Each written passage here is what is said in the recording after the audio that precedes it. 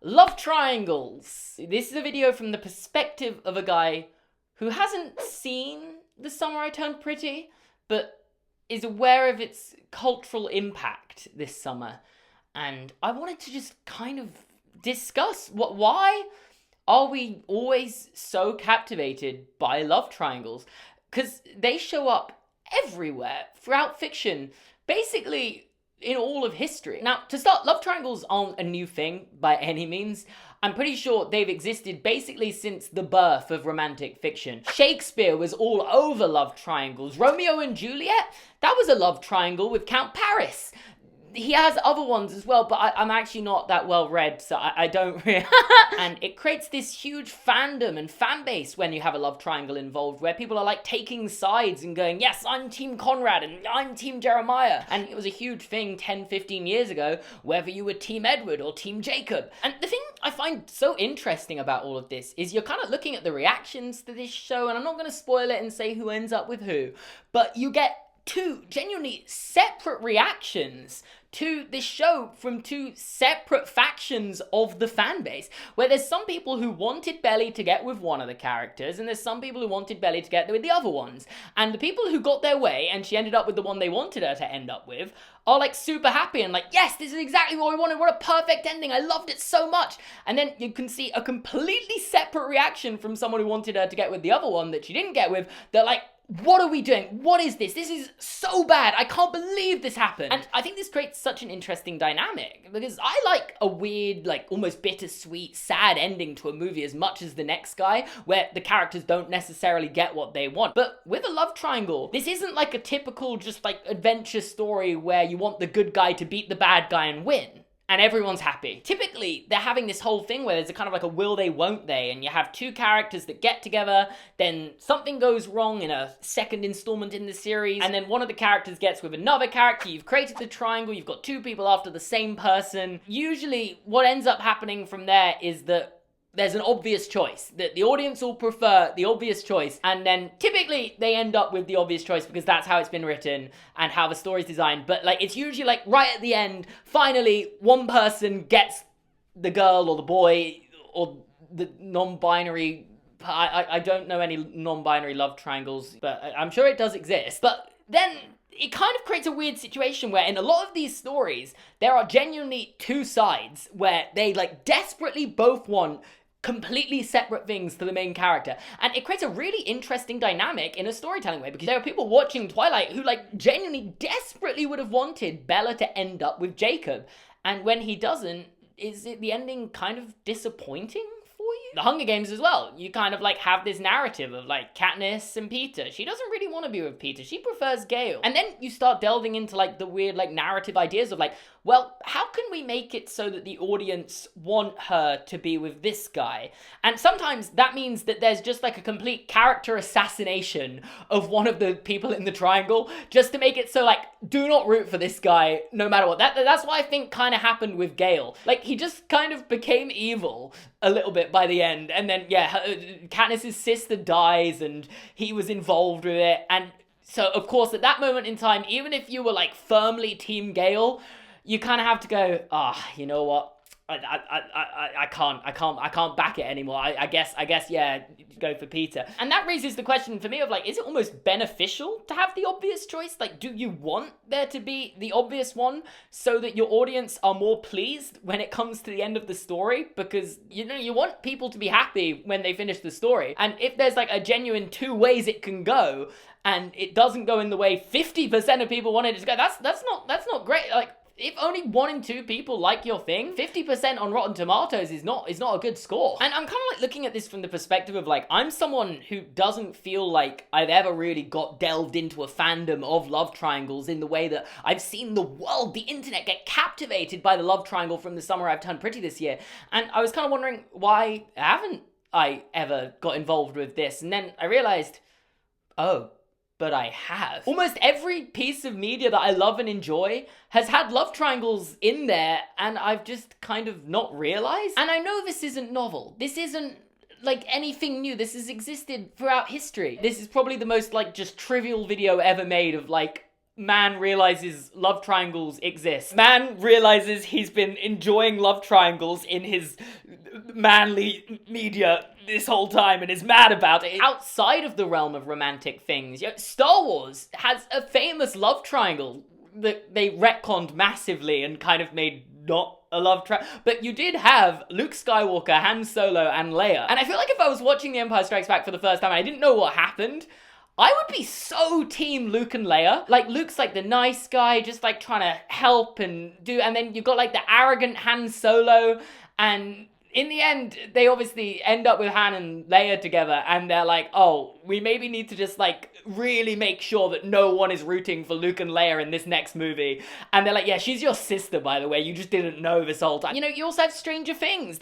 We don't actually know how it's gonna end. Like, we can make our guesses, but you kind of have the whole Steve, Nancy, and Jonathan thing going on in Stranger Things right now. And it started out with like Steve being like the nasty, kind of like cocky bully, and Jonathan being this like kind of weird perv, and then they've both had character arcs, and she's still with Jonathan, but they were kind of like trying to like maybe hint that Nancy and Steve were gonna kind of reflame and get back together. I'm kind of expecting either one of two things to happen in Stranger Things. I'm either expecting Steve to die in the final season. I don't want that to happen. That doesn't really leave any other option if you just kill one of them off. Or Steve and Nancy to get together and like get back together and end together. I can't even remember the first time I consumed Harry Potter because I was so young, but I don't remember even knowing who was going to end up with who, but it wasn't an important thing to me when I was reading it for the first time. I didn't care. But I assume there were loads of people reading Harry Potter and watching the movies that fully wanted Harry and Hermione to end up together, where again, in the fashion of this, they don't decide who is going to end up with who until the end of the final book. And there's so many people that like shipped Harry and Hermione and would have been like really upset when Ron and Hermione get together at the end of the final book or film. And then there's even like crazier ships out there. There's like people who were shipping like Draco and Hermione. I guess it's like these enemies to lovers, and it probably played into their hands that like Hermione's actress Emma Watson had a crush on Tom Felton when they were younger. I don't really see it at all still, because he was so horrible to her.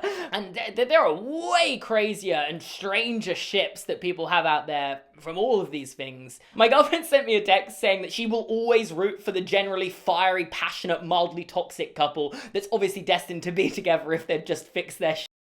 The safe option is just too safe and boring, and there is nothing worse in romance than boring. And you can see this in action with Elena choosing Damon over Stefan in The Vampire Diaries. And love triangles, like, go beyond fictional media as well. Do you remember, like, back in 2021 when Olivia Rodrigo first blew up, and we had a real-life love triangle between Olivia Rodrigo, Sabrina Carpenter, and Joshua Bassett? At the time as well, they were having, like, back and forths where they were, like, releasing response songs to each other. Even Joshua Bassett released a song involved in there. It was a strange time where the internet got, like, really obsessed with, like, real people and, like, an actual teenager's relationship and love life.